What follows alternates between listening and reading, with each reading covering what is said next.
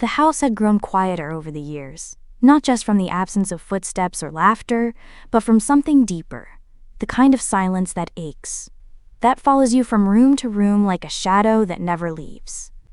Elora Whitmore sat in the kitchen, her hands wrapped around a chipped porcelain mug filled with tea that had long since gone cold. Outside, the autumn wind rattled the bare branches like brittle bones. The same wind used to carry the echoes of her children's voices across the yard. Maya's shrill giggle, Jordan's high-pitched battle cries, Lena's tuneless humming. Now all she could hear was the ticking of the wall clock and the low hum of the refrigerator. It had started slowly. After her husband, Thomas, died, things changed. No, not all at once, but subtly. Like a door that used to open with ease, now sticking just a little each time, until one day it just won't budge at all. At first, they still called. Maya sent flowers for her birthday. Expensive ones, but impersonal. Jordan would check in now and then, asking if she needed anything, then hanging up before she could say yes. Lena came over once, crying about a breakup and eating all the soup Elora made for herself. But even that visit ended with an awkward hug and a "call me okay" that never led to an answer. Soon the phone stopped ringing, her messages stayed, quote, delivered. Holidays passed with cards, no return addresses, and gifts wrapped by strangers. They lived within driving distance, 30 minutes if that. But weeks turned into months, months folded into years, and the silence between them deepened until it felt permanent. She tried not to blame them. After all, Maya was working on her third business launch, too busy snapping photos of latte art and clean white desks for her brand's Instagram. Jordan had made partner at the firm, and Lena, sweet, sensitive Lena, was always trying to hold herself together after that breakdown. They had lives, they had burdens. Elora had once told herself that was enough of a reason. But deep down, it still hurt. Some days she reached for her phone just to hear their names. She'd scroll through old text threads and reread messages from years ago, clinging to the warmth of a time when she was needed. And sometimes, when the ache got too heavy, she'd talk to Thomas. His portrait still hung over the fireplace. He'd always been the one they adored, the glue that kept them connected. When he died, something between them fractured. Elora had tried to fill the space, to be strong for all of them. But strength, she learned, can be invisible. And invisible things are easy to ignore. On this particular evening, she stood from the kitchen table and made her slow way down the hall to the den. The air was thick with the scent of dust and something slightly floral. Lavender, maybe. She reached up to the bookshelf, fingers trembling, as she pulled down a framed photograph that hadn't seen the light in years. The photo was old, faded at the edges. Thomas stood at the center, grinning like a man who knew joy intimately. Elora was beside him, cheeks flushed from laughter. And surrounding them, 4 children. Not 3. 4. Her eyes lingered on the face of the smallest child, a girl with wild curls and soft, solemn eyes. The picture had always been tucked away, kept safe from the others. It wasn't time yet. But time, Elora thought, was no longer something she had. She held the photo close to her chest, whispered a name she hadn't spoken aloud in decades, and let the silence answer back. The house once breathed with life. Now, it sighed. Wind slid through the cracks in the old window panes, whispering secrets to rooms that had forgotten laughter. The wallpaper, yellowed and peeling in the corners, clung stubbornly to the past. Dust gathered like regret on untouched surfaces. The clock on the mantel ticked just a little too loudly, as though trying to remind anyone listening that time was still passing, even if no one was paying attention. Elora Whitmore shuffled down the hallway in her slippers, her steps small, hesitant, careful. Age had made a home in her joints, and illness now crept like a tenant that refused to pay rent. Her breathing was shallow, but she said nothing of it to anyone. There was no one to tell. The house was hollow. Not just empty, but hollow. She paused by the living room doorway, resting her hand on the frame for balance. Her gaze drifted to the couch, once the stage of family movie nights, blanket forts, and chaotic popcorn fights. The indent on the left cushion still bore the shape of Thomas's weight. Or maybe it was just her memory playing tricks again. Sometimes she still looked for him in the dark, reaching across the bed for a hand that wasn't there.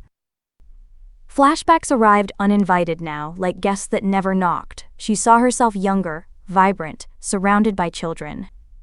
She remembered how Jordan used to sprawl across the rug with action figures, Lena curled up with storybooks, her soft voice whispering make-believe adventures. Maya was always organizing, turning her toys into inventory and bossing the others around like a tiny CEO. And Elora? She was everywhere. Bandaging scraped knees, filling lunchboxes, wiping away tears, cheering from bleachers, standing strong so they didn't have to. She gave and gave and gave. Now all she had were whispers of what was, ghosts made of memory. Her body ached more than usual today. She didn't complain.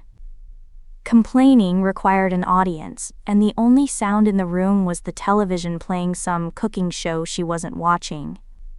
Even the cat had left her, passed last winter and buried under the oak tree out back. She dug the grave herself, inch by painful inch, because no one else was around to do it. Outside, the yard was overgrown. Vines clutched the fence like fingers desperate to hold onto something. The swing Jordan once built swayed empty in the breeze. It had rotted through months ago, but Elora hadn't brought herself to cut it down. Some things, like hope, die slowly. The mail sat untouched on the counter, bills mostly. A letter from the city about overdue taxes, a catalog no one ordered, no birthday cards, no thinking of you, Mom. Just paper. Cold, impersonal paper. She settled into her recliner and pulled the blanket over her legs. As her hand reached for the remote, she felt it again, that deep, dull throb beneath her ribs. She pressed a hand there and winced, but made no sound. Pain was familiar now. It didn't scare her. What scared her was being forgotten. Then, a sound. A knock. It was soft at first, almost uncertain. She sat still, unsure if she'd imagined it. Then it came again, 3 clear raps on the door. Elora turned her head slowly toward the sound. No one ever knocked. Not anymore. Her fingers gripped the arms of her chair as she pushed herself to standing. The room tilted slightly, then settled. She made her way to the door, each step cautious. The knock came again, just once. When she opened the door, she blinked against the brightness outside. The figure before her was shadowed by the sun behind them, a young woman, maybe early 20s. Dark curls framed a face that seemed somehow familiar. Then the woman smiled. "Hi," she said gently. "Mom?" Elora's hand shot to the doorframe to steady herself. Her heart thudded, not from fear, but from recognition. A name she hadn't spoken in years sat frozen on her tongue. The silence broke, not with words, but with a single tear rolling down Elora's cheek. Elora sat across from the young woman at the kitchen table. The tea between them had long gone cold, but neither reached for it. The silence wasn't heavy. It was sacred. It was the kind of silence that only lives between 2 people, who share something unspoken and deep. Anna had her mother's eyes. Not the shape, but the sadness. A gaze that saw everything, and said nothing unless asked. She sipped slowly from the chipped cup, cradling it with both hands like it could anchor her in this strange reunion. "You look tired," she finally said, her voice soft, almost unsure if she was allowed to speak it. Elora smiled weakly. "I look old, Anna. That's what you meant." "No," Anna said quickly. "You look like you've been waiting," and she had. God, she had waited. For over 2 decades, Elora had carried a quiet shame, like a weight, under her ribs. It had started as guilt, a brief affair in a storm of grief and loneliness during her husband's long business trips. She never meant for it to happen. She never planned for it to grow into a child. But Anna had come into the world screaming for love, and Elora had known instantly that she couldn't keep her. Not then. Not with 3 small children, a fragile marriage, and a secret that could tear everything apart. So she did what she thought was right. She gave Anna away to a dear friend who lived out of state, who couldn't have children of her own, and who promised to raise the girl with every ounce of warmth Elora herself wished she could provide. There had been letters exchanged, a photo every year, updates, and then, eventually, silence, because silence was safer. "I don't blame you," Anna said, as if reading her thoughts. Elora blinked. "You should." Anna shook her head slowly, her expression calm but firm. "No, you were scared. People do terrible things when they're scared. But you never stopped loving me. I can feel that. Even now." It broke something inside Elora. She let her chin fall to her chest as tears slipped silently down her cheeks. "They'll hate me," she whispered, "if they find out about you." Anna didn't answer right away. She reached across the table, her hand covering her mother's thin, trembling fingers. "I didn't come to replace anyone," she said. "I came because I wanted to know you, to see your face, to help you if you'd let me. Not for revenge, not for answers, just to be near you while I still can." Elora laughed through her tears, but it wasn't a happy laugh. It was cracked, tired. "You're more my daughter than they've been children to me in years." "That's not fair," Anna said gently, but without real conviction. "No, it's not," Elora agreed. "None of this is fair." She stood slowly, her bones protesting, and made her way to the old wooden cabinet near the dining room. With a shaky hand, she pulled out a photograph, the one she'd looked at just days before. She placed it in front of Anna. The child in the corner, barely a toddler, wide-eyed and solemn. Anna reached out and touched the photo with reverence, her finger pausing over the small image of herself. "I always thought this girl looked like me," she said. "You kept this all these years?" "Even when I tried to forget," Elora whispered. "I couldn't let go of you." The light outside had faded into a dusky gold, slanting through the curtains like the soft closing of a memory. Elora took her daughter's hand and held it like it was the last solid thing in the world. "They'll hate me," she said again, barely breathing the words. Anna's reply was simple, unflinching. "They'll hate me for loving you."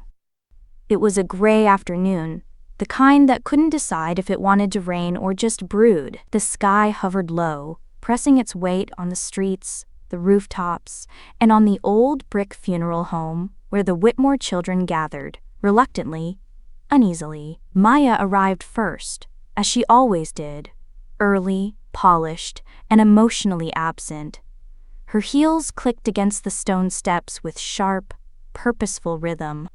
She wore black, but the kind of tailored, runway black that whispered elegance more than grief.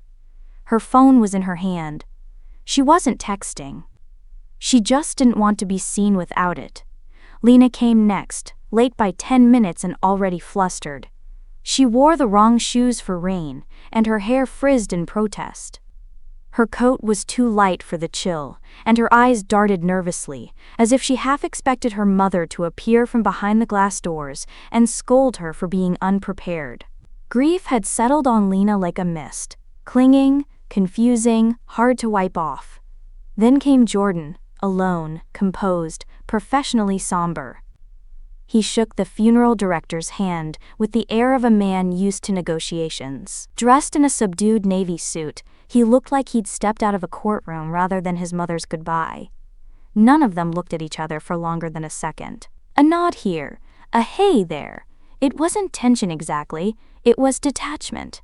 The kind that builds when you've shared blood, but not your life, for too long. The chapel was small, holding no more than 20 chairs. Fewer than half were filled. A neighbor. An old church friend. The woman from the post office who'd brought Elora groceries once. No one cried. No one stood to speak. The eulogy was short and polite, stripped of sentiment. Elora's life was reduced to dates and a line about her kindness and quiet strength. That was it. After the service, they followed the lawyer, Mr. Abram Collins, to a narrow, wood-paneled office just down the road. The chairs were stiff and the lighting too yellow. On the desk sat a manila envelope, sealed with a single strip of tape. The weight of it felt heavier than it looked. Abram cleared his throat. "I'm here to execute the last will and testament of Mrs. Elora Whitmore," he began. "But before we proceed with the legal details, there's something else. A request made by your mother, a personal message." He reached into the desk drawer and removed a small black tablet. "What is this?" Maya asked, suspicious, her arms crossing automatically. "A video," Abram replied, "recorded by Elora herself, just a few weeks before her passing." Jordan leaned forward slightly. "This isn't typical procedure, is it?" "No," Abram admitted, "but your mother insisted, and I promised her I'd respect her wishes." The three siblings exchanged wary glances. Lena looked the most unsettled, her hands already fidgeting in her lap. Abram tapped the screen.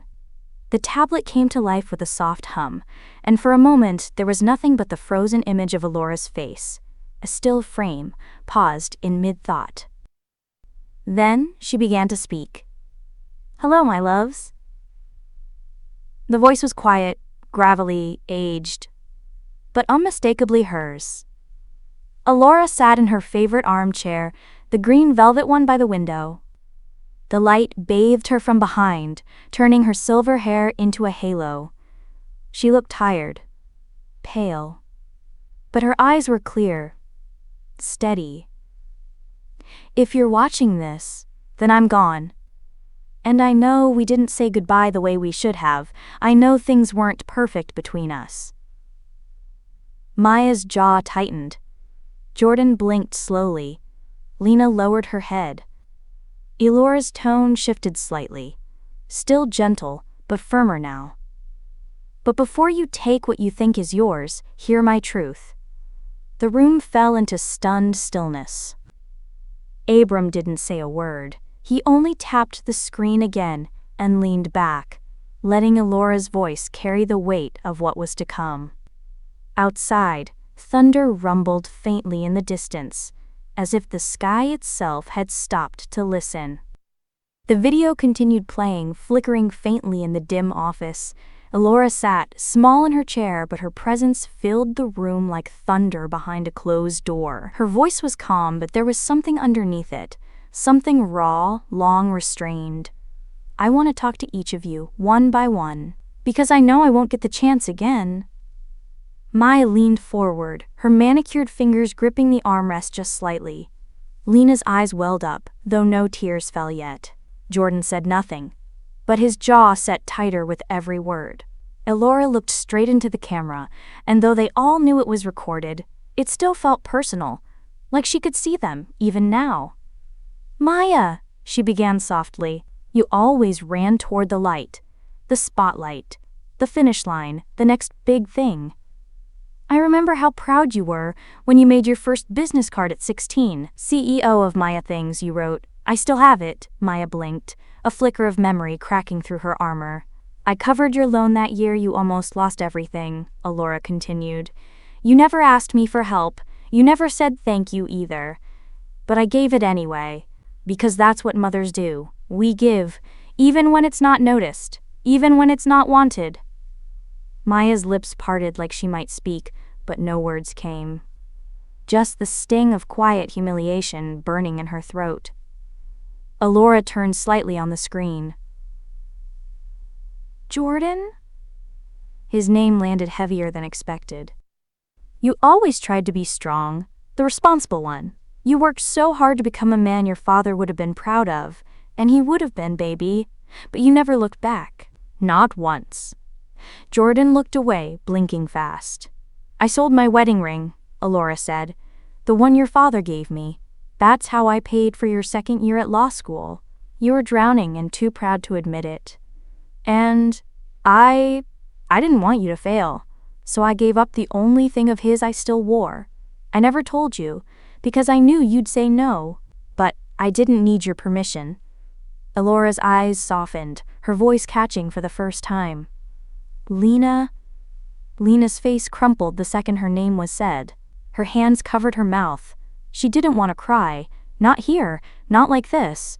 I stayed up all night for weeks when you stopped eating, when you wouldn't come out of your room, when you whispered things to yourself that terrified me. I lied to the doctors so they wouldn't institutionalize you. I kept it from your siblings because I knew they wouldn't understand. And I didn't want you to feel broken. You were never broken, Lena, just tired." A tear slid down Lena's cheek, quiet and unstoppable. Elora sat back in the chair, exhaling slowly. "I know I wasn't perfect. God knows I made mistakes. I kept secrets, but everything I did, every single sacrifice, was because I loved you, all of you." There was a pause, a silence long enough to make the air feel heavy. Then Elora straightened. Her expression shifted, warmer, but somehow stronger. "You left me," she said, plainly. "One by one. Slowly, then completely. You stopped coming. You stopped calling. I used to tell myself you were busy, that you didn't mean to forget. But the truth is, you did. And that's something I've had to live with." Maya looked down at her lap. Jordan stared at the carpet. Lena was openly weeping now. "But I wasn't alone," Elora said. The screen flickered for a second. The camera angle widened. And then she appeared. A young woman stepped into frame, standing quietly beside Elora's chair. She rested a hand on Elora's shoulder.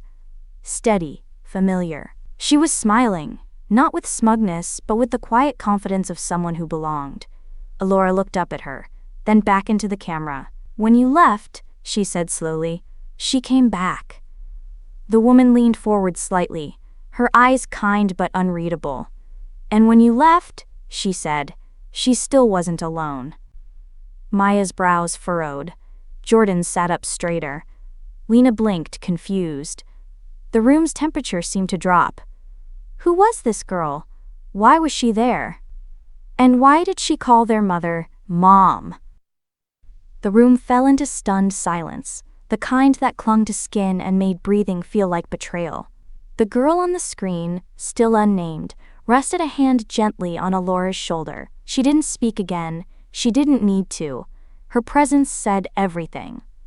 Elora's voice returned, now lower, edged with tired resolve. "She came back for me when no one else did. She sat with me when I couldn't get out of bed. She cooked, cleaned, read to me, laughed with me when I forgot how, and stayed silent when I couldn't find words. She knew I didn't have long, and she didn't run." Maya shifted uncomfortably in her seat.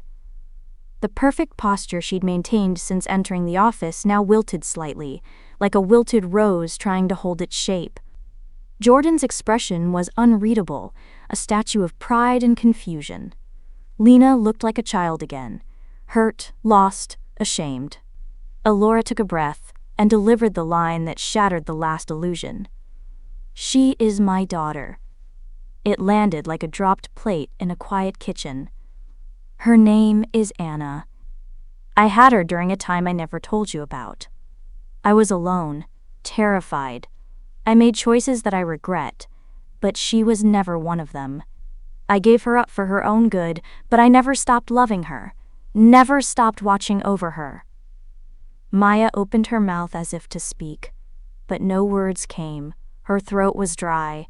Jordan leaned forward as if to object, but even he didn't know to what. Lena just covered her face with her hands. Elora continued, voice soft but unflinching.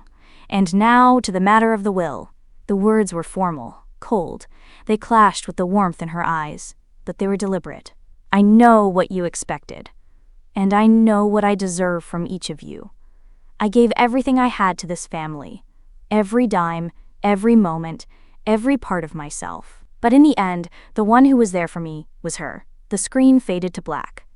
Abram, the lawyer, cleared his throat, awkward and small after such an emotional avalanche. He opened the manila envelope and pulled out a thick sheaf of papers. "Your mother amended her will," he said carefully, eyes darting from sibling to sibling. "The house, her personal savings, the land parcel in Covington, and all material possessions have been left to her daughter, Anna Whitmore." Maya snapped. "This is absurd." "She can't do that," Jordan muttered. Lena said nothing. She stared at the table as if it might tell her something she hadn't yet accepted. Abram hesitated, then added, "There is one more thing." From beneath the desk he lifted a wooden box, small, ornate, with a tarnished latch. Then another. And another.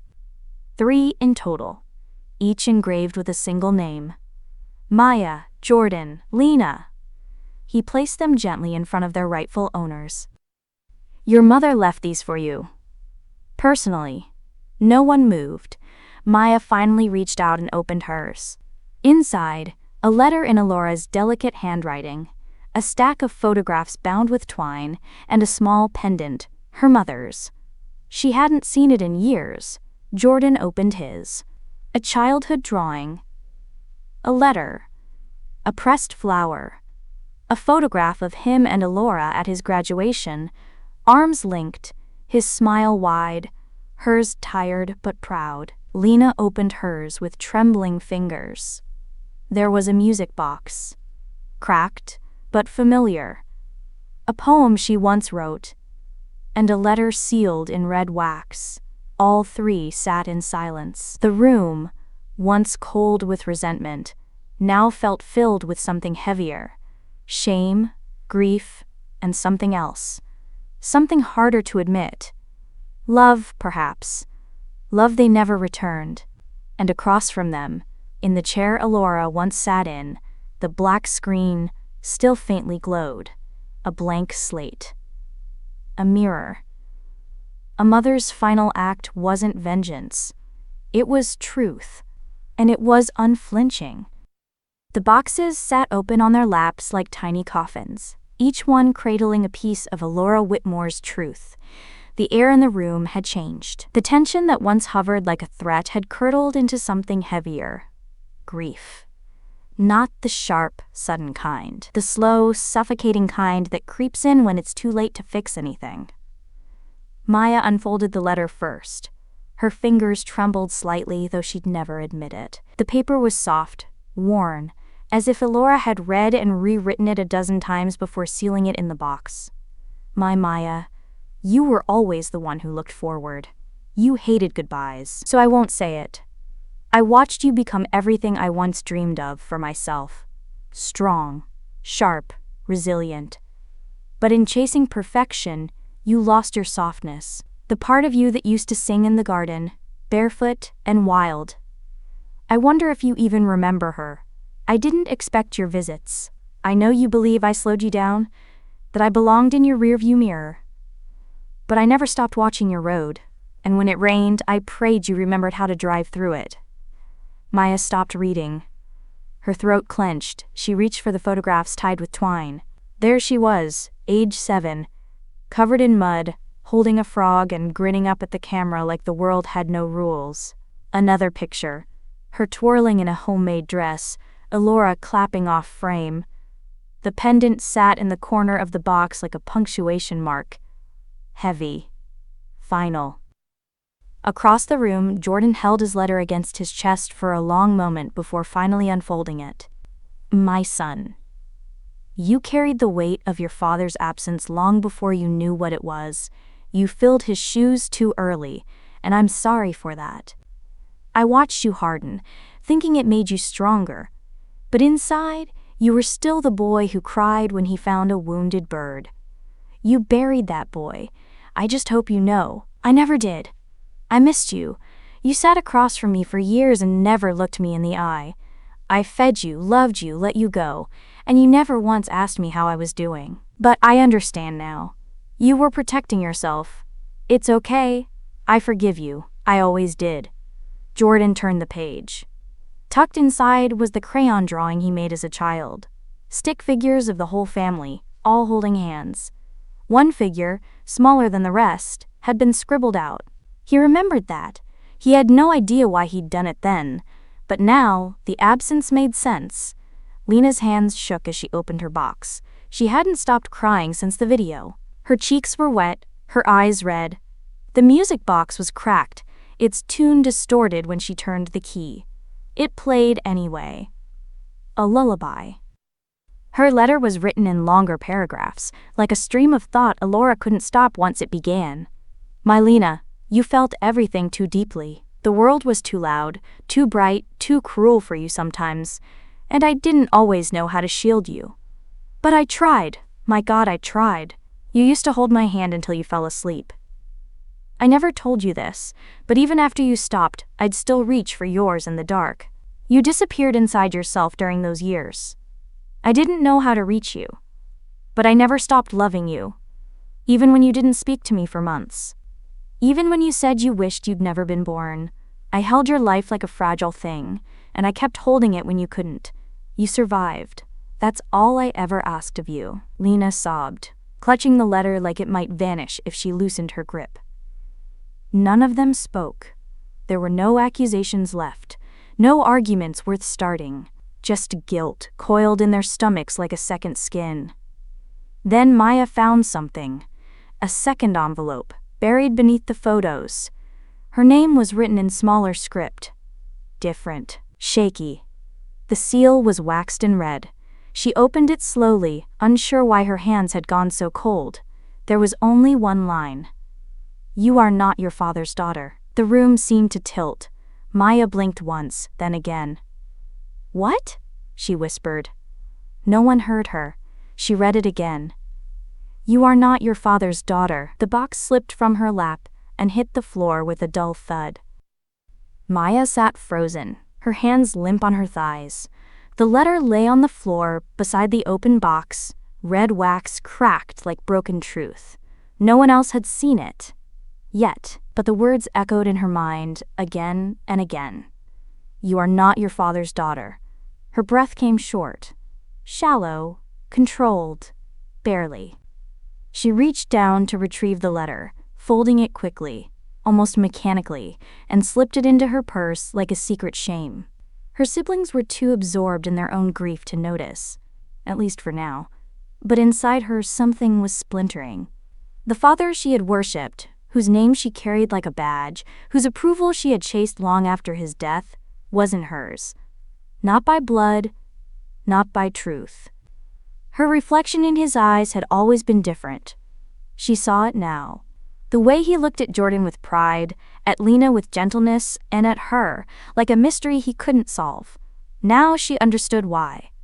Maya stood abruptly. I need air, she muttered, voice barely above a whisper. Neither Jordan nor Lena answered. She left the room without looking back. Outside, the late afternoon light had cooled. The breeze was soft, indifferent. Maya leaned against the brick wall of the funeral home and closed her eyes. For the first time in years, she felt untethered, like her entire identity had been written in chalk and someone just poured rain on it. Inside, Lena was still clutching her letter, the edges damp from her grip. Her sobs had quieted, but something restless had replaced them.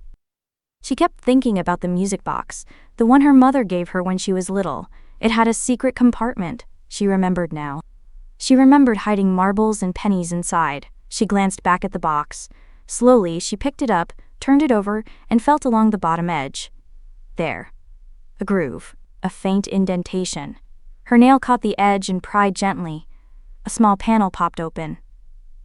Inside, a folded scrap of paper. Fragile. Torn from a notebook. Lena's heart began to pound. She unfolded it carefully, her fingers trembling. At the top, in Elora's familiar script, were just 2 words. For Lena. Below that, a single sentence. If something happens to me before I tell them, please play the tape. Lena blinked.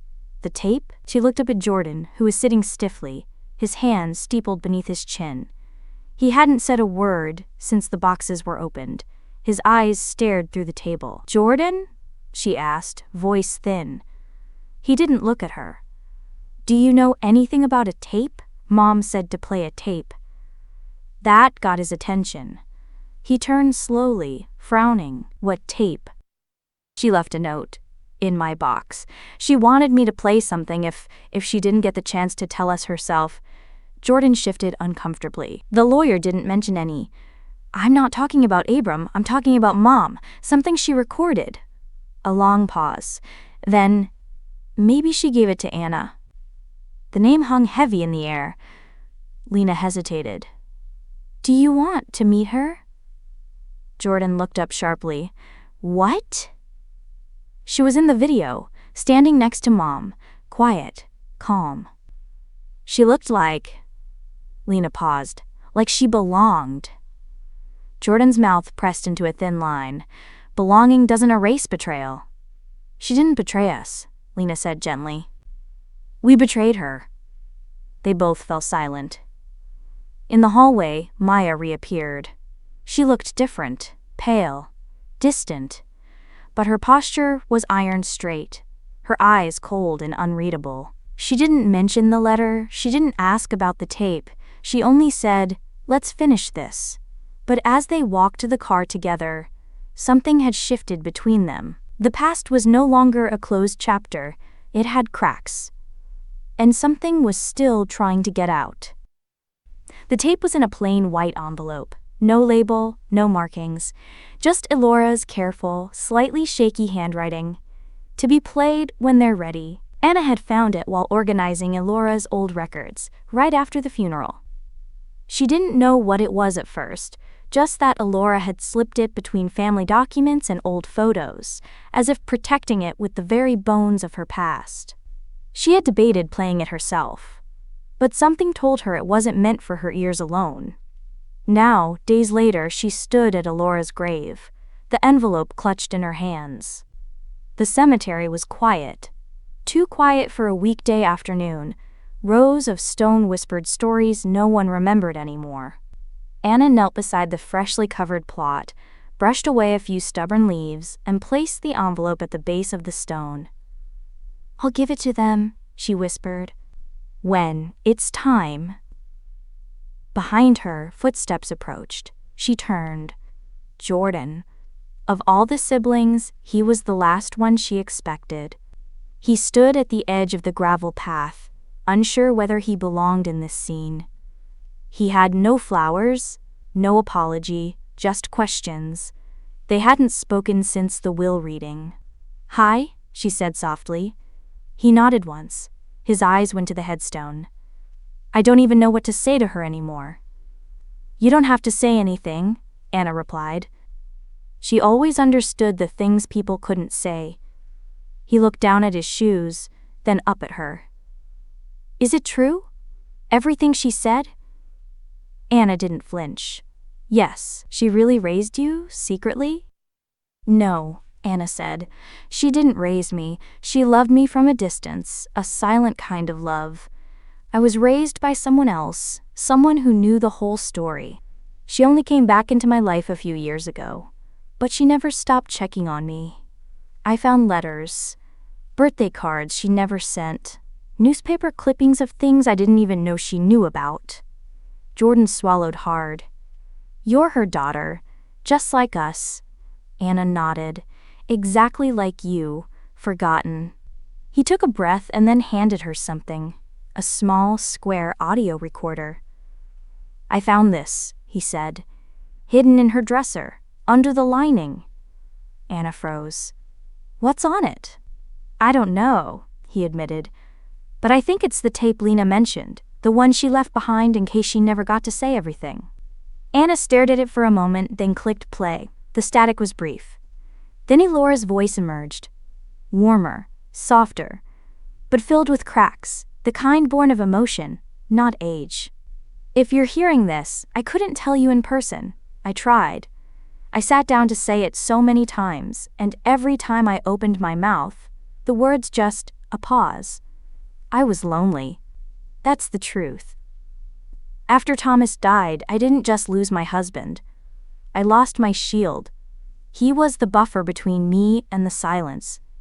The house felt too big, the walls too loud. And you, my children, you are growing, leaving, forgetting. Another pause, a sigh. I made mistakes. Terrible ones. I hid Anna. I hid the truth. I thought I was protecting all of you, but really, I was protecting myself. From judgment. From shame. From being seen as weak. I see that now. Anna blinked back tears.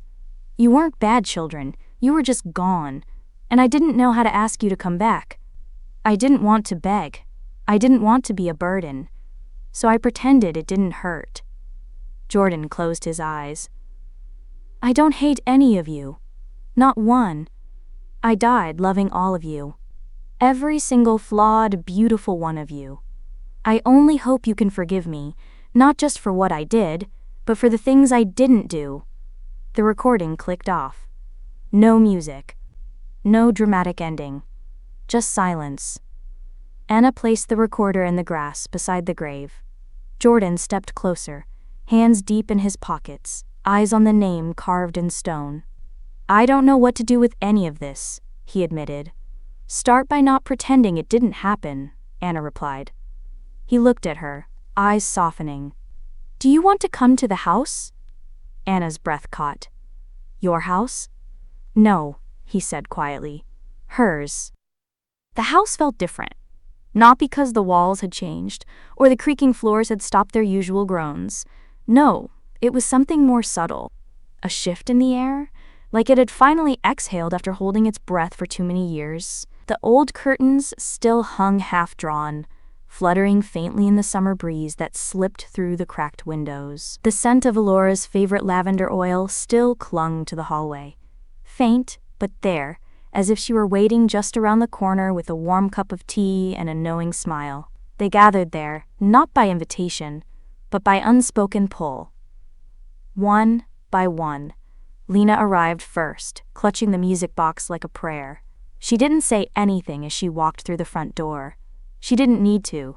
Her eyes said enough, red from tears, but clearer than they'd been in years. Next came Jordan. He carried nothing but a letter in his pocket and his mother's name heavy in his chest.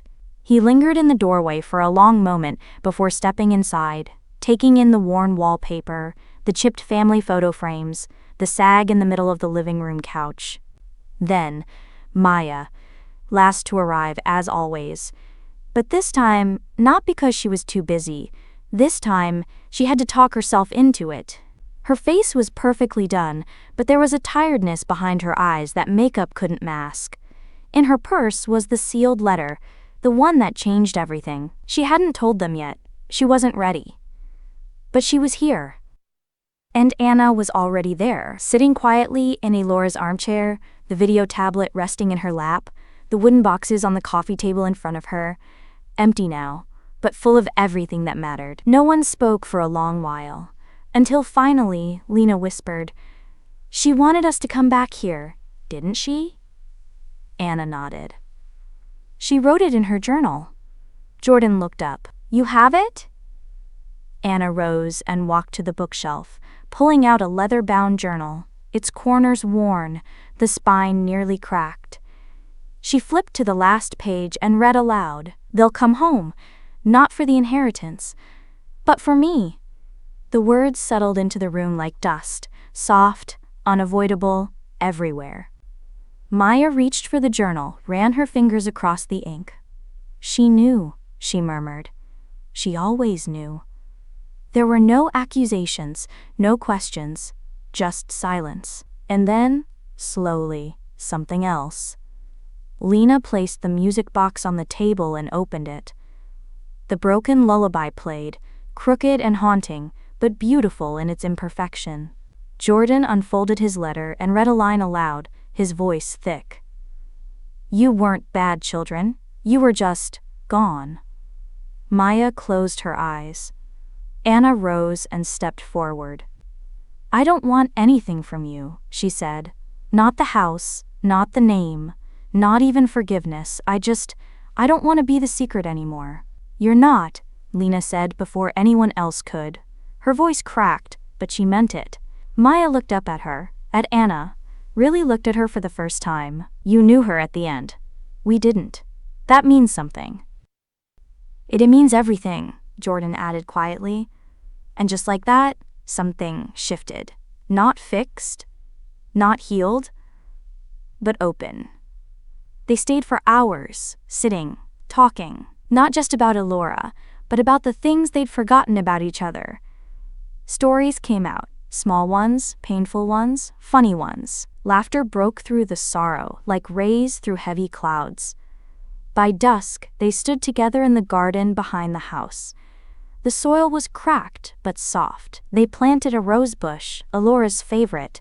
Maya placed the journal in a tin box and buried it beneath the roots. "No more secrets," she said. Lena nodded. "No more silence." Jordan wiped his eyes and looked at Anna. "You're our sister.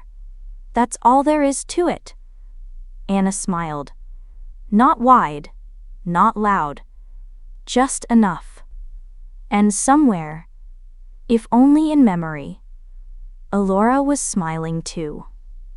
Final image. Inside the house, the camera lingers on Elora's empty chair. A cup of tea on the side table, her knitting bag still open, and her journal still visible in the shot before it fades away. Her final words, written in the margin of the last page. "They came home.